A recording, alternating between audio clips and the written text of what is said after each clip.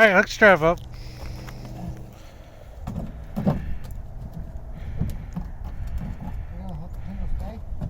I don't know. We'll see if it'll stay on there. Alright, first attempt at pulling him out so we can put the car in the shop. Hopefully he's in neutral already. And it came off. We want to pop the trunk and pull it from the trunk latch?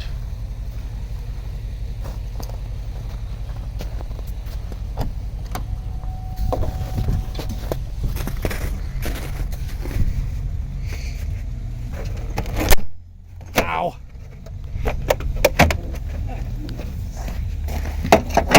Perfect. I'll pull easy. Alright. Try 2, pulling on trunk latch.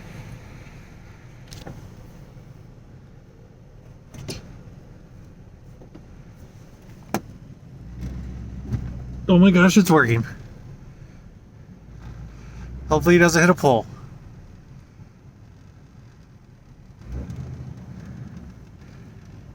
Damn, that's strong trunk latch.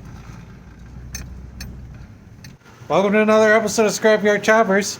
I'm Ronnie Danger. That over there is TJ. Today we're going to be working on this beautiful Buick. Getting it ready to go to Kentucky to go racing. I'm actually going to drive the car all the way there. And we're going to get it ready the night before. Alright, let's go over a few things that's already been done. First things first, K&N air filter. Probably not actually a K&N air filter, but it looks like one, so we're calling it that. Got rid of the air box just to make some more horsepower. And then in here, we got the door panels off. Still got to pull the driver's side one off. Back seats out of it. We got to pull the bumper covers. And we also got to get it running again because the fuel pump died when I was driving it the other day. But we got to put a fuel cell in it anyway, so it really doesn't matter. So first things we're going to do, get it up in the air, climb underneath, drop the gas tank, and go from there. So I had to pull fuel out of the gas tank because it's super full. I want to pull it because the fuel pump is dead. It left me stranded on the side of the road. So I got my rigged up fuel pump right there, down inside the tank. And the cool part of this car is the battery is right frickin' here in the back seat. I don't even have to move it. Normally you got to move a battery from underneath the hood, so while it doesn't get any damage done to it, but it's perfectly safe right here in the back of the car. And yeah, I'm running alligator clips and there's fuel right here and whatever. There's water all around. I'll be fine. Find the right size? Yep.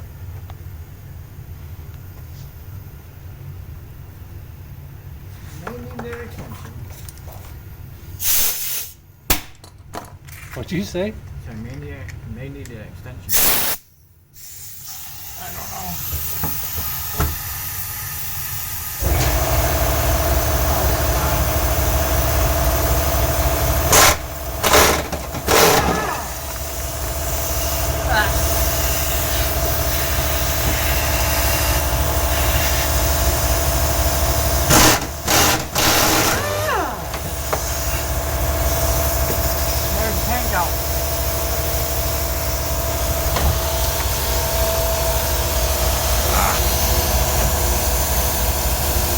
Well, after a whole bunch of work, bam, it's out.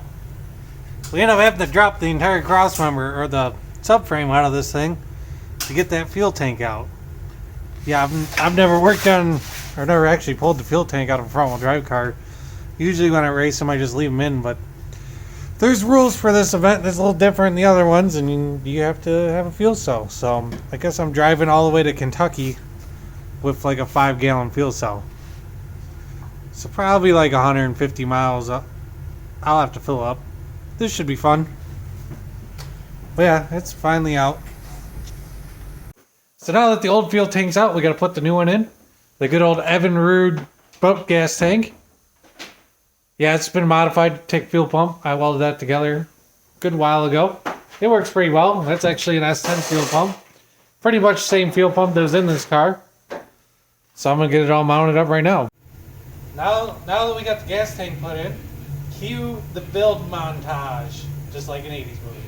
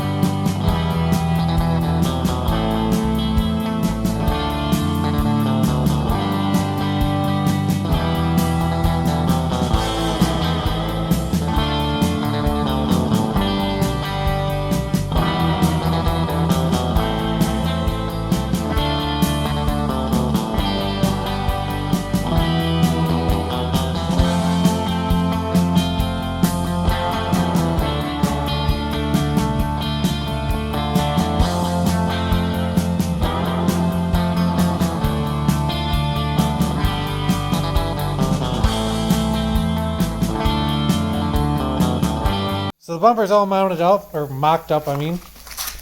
We had to move these brackets out. Basically, all we did was drill new holes next to there. So we got 2 bolts in it. Obviously, there's not 2 more bolts here, so I'm just going to weld it from the backside. And then I'm just going to, so I could get 2 bolts down there, and these 2 don't line up, so I'm just going to weld it all the way around. It's going to be really strong. Right, TJ? Yep. Take this off. Yeah, we're going to take it off and then weld her up.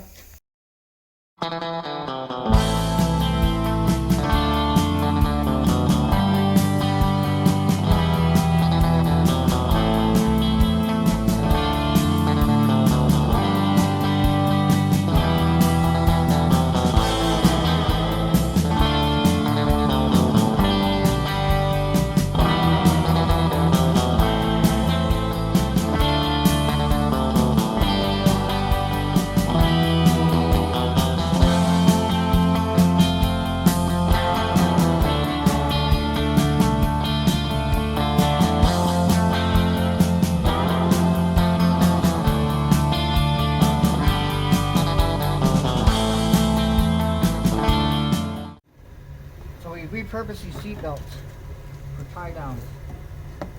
This is the funnest part, is listen.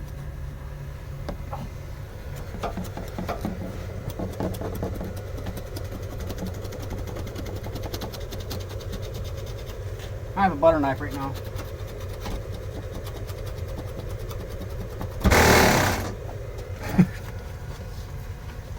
We take these and tie the trunk and the hood down.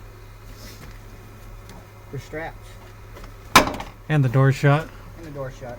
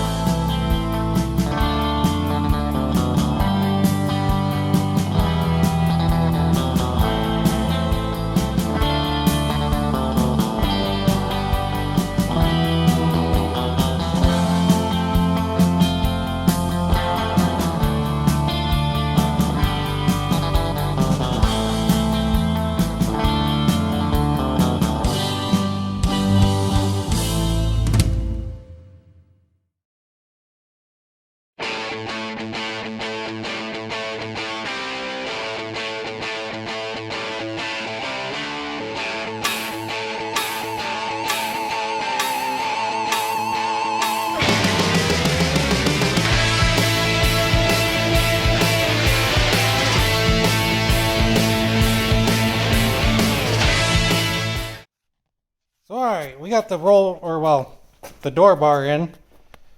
I'm sure you've seen we sliced the door open and we got this bar in there. And then up here,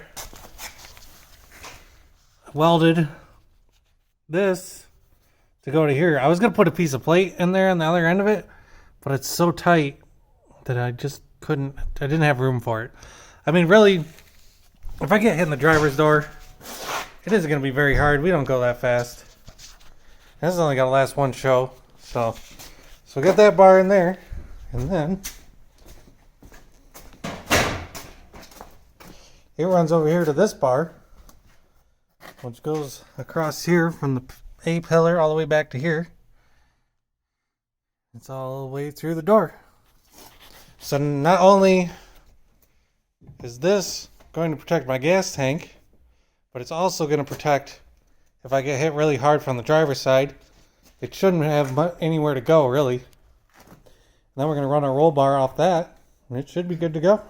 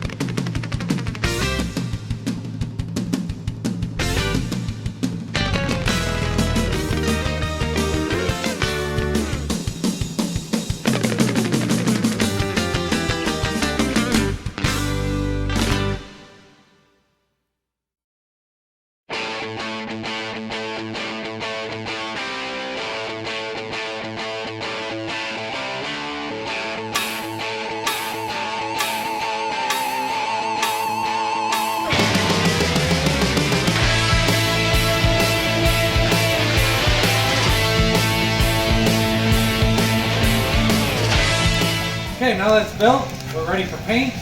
Got a hole cut in the hood. You have to have a hole in the hood for a fire extinguisher. I cut it kind of like this to keep the rain out as I'm driving it down to Kentucky. Now we scuffed this car up just some 110 or 150 sandpaper. A lot of people, when they build derby cars, are probably like, that's just a giant waste of time. But I've literally seen paint fall off on the trailer on the way to an event. If you're gonna build a car, you wanna run 5-6 times, you're gonna run consistently, take a little time, scuff it up, makes the paint actually stick. You're going to spend less time and money in the long run. Now, this is only getting run once, but I got to drive it all the way there, so I'm pretty sure some paint's going to come off if I don't do this.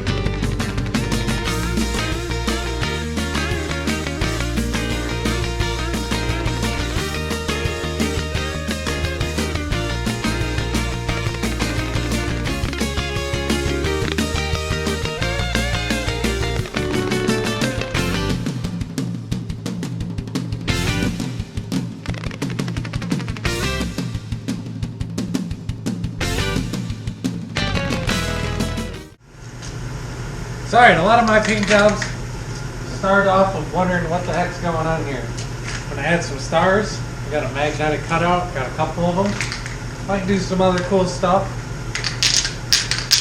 See how I feel. But yeah, stencils. Key to an awesome paint job.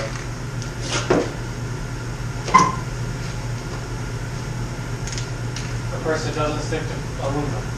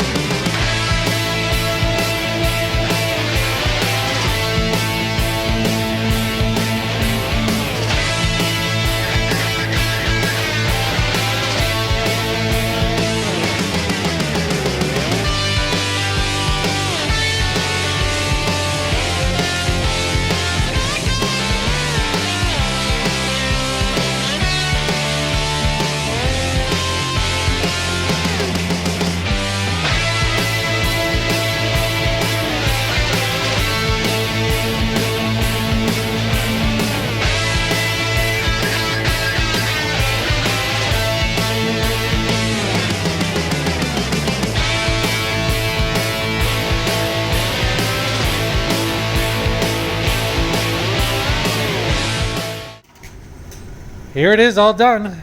Just a few stars on it. Let's go over everything that we've done. We changed the bumper, put a steel bumper on it because these cars come with aluminum bumpers and they are no good for bump and run racing. And then we moved the gas tank back here. Got electric fuel pump in it. And then we ran this big ass bar all the way across to over there to this door, and then this bar across.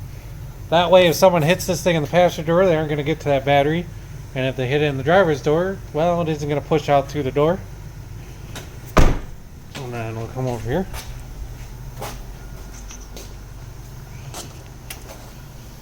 We got this piece of channel that runs all the way down over there. Just keep me safe. Got a piece of cushion in there. That's probably the most important thing in these cars. That cushion right there. It's like having an airbag. It's like being cocooned. And then we got the rollover bar. And you may be saying to yourself, hey, this is a race car. That's freaking nuts. One bar. We're not going very fast. It ain't going to be no big deal if I roll over. The roof honestly will just protect me. That's just a little extra. And of course I got my sponsorship, Michael's Auto Salvage. And my name, Ronnie Danger. Roof sign. And yes, I am driving this to Sturgis, Kentucky tomorrow. I think it's all ready to go. Says I almost died over a chop saw. Alright, that's it for this episode. That's TJ. I'm Ronnie Danger. Thanks for watching. Don't forget to like, subscribe, and comment. Please comment. Tell me what you think. These videos are only going to get better. I kind of got an idea of how I want them to go. So just subscribe and like. Our goal is 1,000 followers. Hopefully we'll get there before the end of the month. End of next month, I mean. And I'll see you on the next episode, which will be me driving it down there. Then the episode after that will be me racing. See ya.